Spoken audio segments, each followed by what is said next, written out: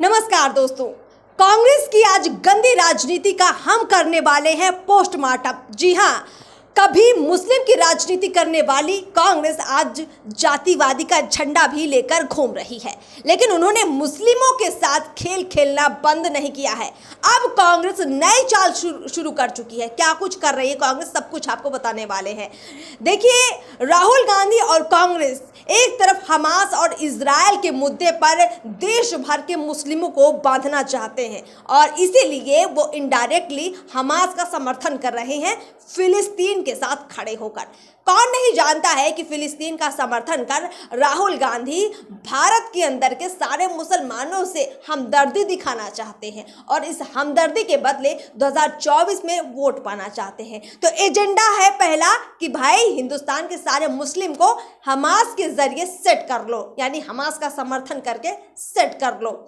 और दूसरा एजेंडा है जातिवादी का, और ये झंडा बुलंद राहुल गांधी तो इस कदर कर रहे हैं कि अब जहां जहां कांग्रेस की सरकारें हैं, यानी कि हिमाचल, कर्नाटक, राजस्थान, छत्तीसगढ़ जैसे राज्यों में जहां जहां कांग्रेस की सरकारें हैं, अब वहां ये जाति जनगणना करवाएंगे। राहुल गांधी ने तो यहां तक कहा है कि अब कुछ भी हो जाए हम ये गणना करवा कर ही रहेंगे, लेकिन वो ये नहीं बता पाए कि इस गणना के बाद वो करेंगे क्या, मतलब उनकी आगे की प्लानिंग क्या है। उनके पास कोई इसका फॉर्मूला नहीं है, लेकिन गणना का फॉर्मूला उन्होंने सेट कर दिया है। वो भी इसलिए ताकि जातियों के आधार पर ओबीसी जैसी बातें करके वो अब देश का जो बड़ा हिंदू समुदाय एकजुट था उसको टुकड़ों टुकड़ों में बांट दे और कांग्रेस को अब ये भी दिखा दे कि भाई हम देश की पिछड़ी जातियों के साथ खड़े हैं, अब हमें इनकी भी चिंता है। यानी अब जातिवाद और हिंदू मुस्लिम दोनों कार्ड एक साथ कांग्रेस खेल रही है। आपको अगर हम पुराने आंकड़ों पर जाएं, यानी कि जब इंदिरा गांधी हुआ करती थी इस देश की प्रधानमंत्री, उस वक्त की कांग्रेस हर मंच से बोलती थी कि हम जातिवाद के सख्त खिलाफ हैं। यानी इंदिरा गांधी चिल्ला चिल्ला कर कहा करती थी, इन्हीं राहुल गांधी की दादी इंदिरा गांधी, कि जातिवाद से दूरी रखनी है हमें, हम ना इस मामले में चर्चा करेंगे और ना ही इसको लेकर कोई राजनीति करेंगे। लेकिन राहुल गांधी आज हर मंच से फ्रंट पर आकर सिर्फ जातिवाद की बात कर रहे हैं।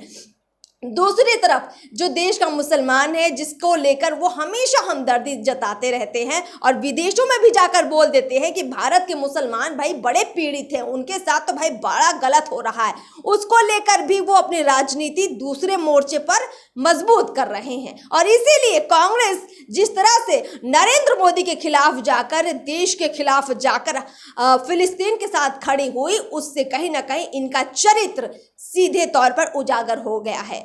अब देखिए, 24 के चुनाव को लेकर कांग्रेस का ये जो दोहरा चरित्र है, हमने आपके सामने बिल्कुल क्लियर कट पेश कर दिया है।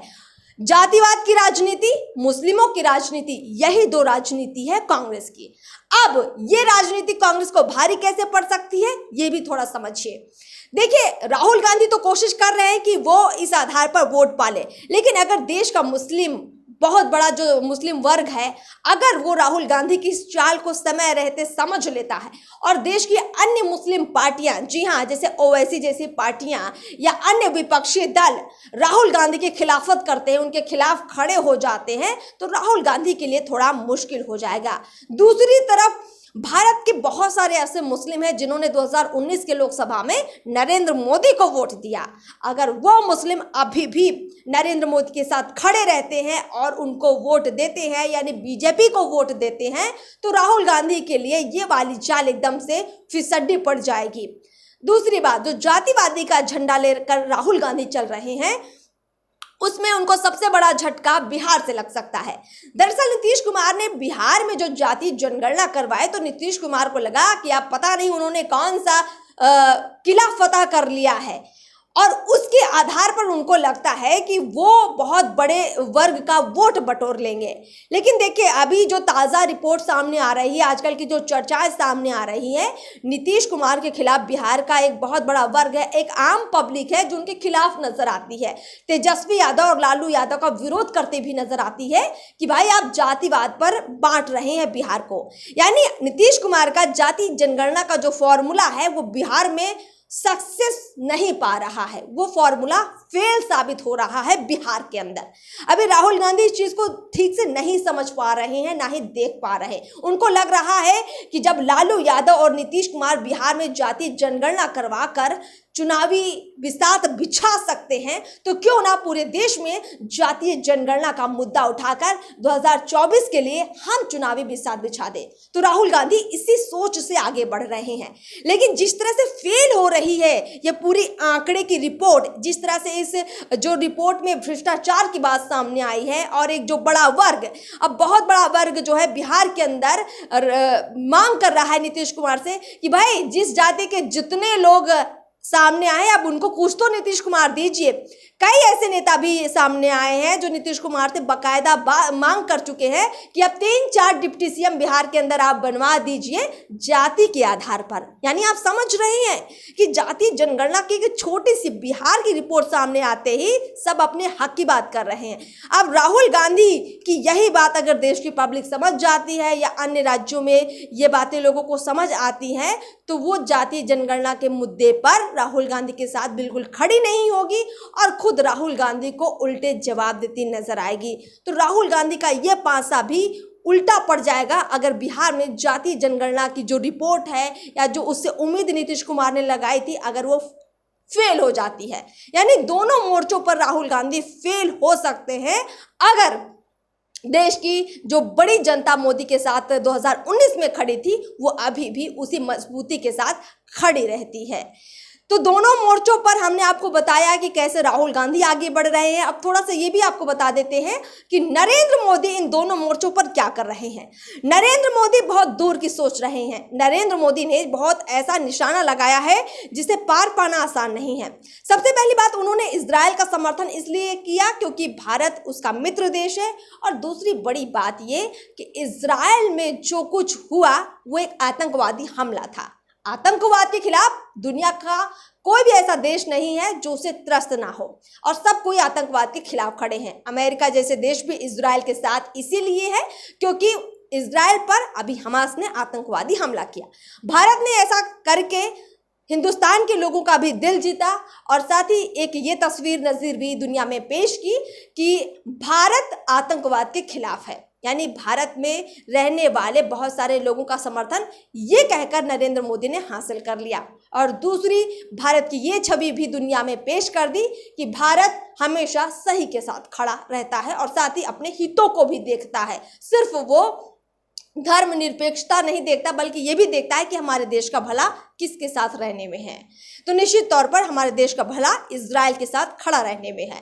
दूसरी बात, जातीय जनगणना के मुद्दे पर नरेंद्र मोदी ने जिस तरह से कहा कि कोई कितना भी माथा पटक ले, कोई कितना भी सिर फोड़ ले, लेकिन हम इस देश में सिर्फ 2 ही जातियां मानते हैं, एक अमीर की और दूसरी गरीब की।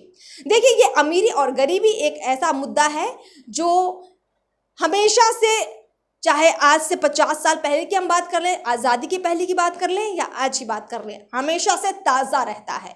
यानी देश में हमेशा ज़रूरत रहती है इन मुद्दों पर काम करने की, और इस आधार पर कहीं आपको बंटवारा नजर नहीं आएगा। इसीलिए कब कौन अमीर बन जाए, कब कौन गरीब बन जाए, ये भी नहीं कहा जा सकता। लेकिन जातियों की अगर बात करें तो जिसने जिस जाति में जन्म लिया वो मरते दम तक उसी जाति का रहता है। कभी वो अमीर भी हो सकता है, कभी वो गरीब भी हो सकता है। तो इस आधार पर उसके लिए नीतियां बनाना एक तरह से सही बात नहीं होगी, सटीक नहीं बैठेगी। लेकिन अमीरी और गरीबी का मुद्दा बिल्कुल सटीक बैठता है, और इसीलिए नरेंद्र मोदी ने कहा कि हम आने वाले वक्त में जब भी हम फैसले लेंगे, या हमने जितने भी फैसले या नीतियां बनाई हैं इसी आधार पर बनाई है कि देश में कौन अमीर है कौन गरीब है, तो हम आगे भी इसी नीति पर चलने वाले हैं।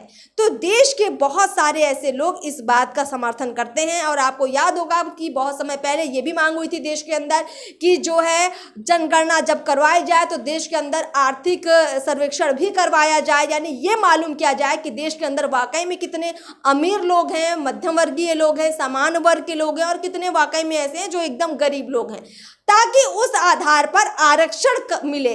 यानी देश में जातिगत आरक्षण को खत्म करने की मांग तो बहुत पहले से ही हो रही थी। देश में आरक्षण की मांग आर्थिक आधार पर हो रही थी और कहीं ना कहीं नरेंद्र मोदी ने अमीर गरीब की बात कहकर यह बात भी क्लियर कर दी कि आने वाले वक्त में देश में आर्थिक आधार पर यानी अमीरी और गरीबी के आधार पर आरक्षण होगा, ना कि जाति के आधार पर। तो हमारी बातें अब तक आपको समझ आ चुकी होंगी कि क्या कुछ चल रहा है हमारे देश के अंदर, और राहुल गांधी और पूरी कांग्रेस की जो चाल है उसे ध्वस्त नरेंद्र मोदी कैसे कर रहे हैं। अब देखिए 24 का चुनाव नजदीक है, इसलिए अभी कांग्रेस बहुत कुछ करने वाली है, उस पर भी हमारी पूरी नजर रहेगी। अब देखना होगा कि उसके जवाब में नरेंद्र मोदी अगली चाल क्या चलेंगे। बातचीत को यहीं समाप्त करते हैं। चैनल को सब्सक्राइब जरूर कीजिए। नमस्कार।